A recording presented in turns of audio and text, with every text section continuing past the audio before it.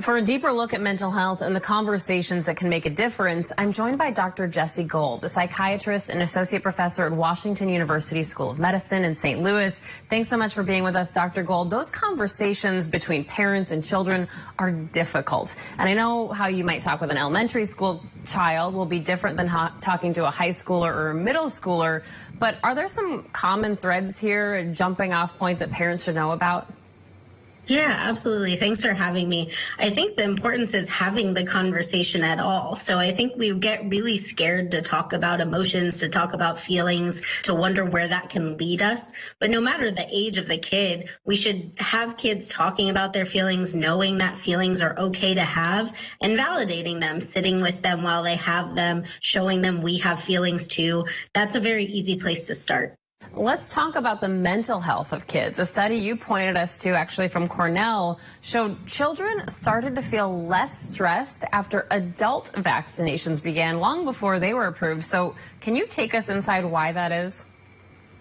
I think we forget how contagious anxiety in a household is, right? So if you're a mom and you're really worried and you're worried for you and you're worried for the safety of your kid, the kid's going to know. I think we think the kid doesn't know because we're really trying to keep things okay for them and make the scenario as best as we can for them. But they can tell. They know something's different. They know something's off. They hear something at school. They hear something with their friends. They know all of it. So they're taking it all in. And when your anxiety goes down because you got a vaccine and you feel safer and you feel less able to give your kids an illness, which I think is a big thing for parents, then you're going to not carry that home with you as much. So I think it makes a lot of sense that kids can say, well, my parents are less stressed, so am I. But also the kid's not as worried that their parent's going to get sick. And I think that's important too. Like if you know that your parent's protected, you're going to be happier. You're going to be less concerned. And one other troubling trend I wanted to get your insight on is on college campuses. We've seen a few student athletes now die by suicide, including the captain of the Stanford women's soccer team. Is this a coincidence, or are we at some sort of inflection point right now?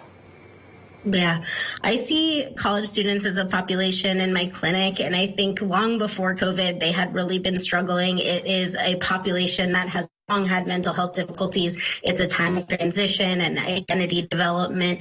And I think what we're seeing now could be an inflection point, or it might just be a compounding of everything. Everybody's mental health has been worse over COVID. So if you start with a bad baseline and add in COVID, it's not surprising that people might be feeling worse. And I think we're seeing with athletes, we saw that with some of the athletes that were talking about their own mental health, like Simone Biles or Naomi Osaka, that it's a big thing in athletics to be dealing with mental health, to be dealing with changes in your athletics and how that affects your academics. And it's a big part of their life when things are different. So I think it's an important conversation in college and in college athletics.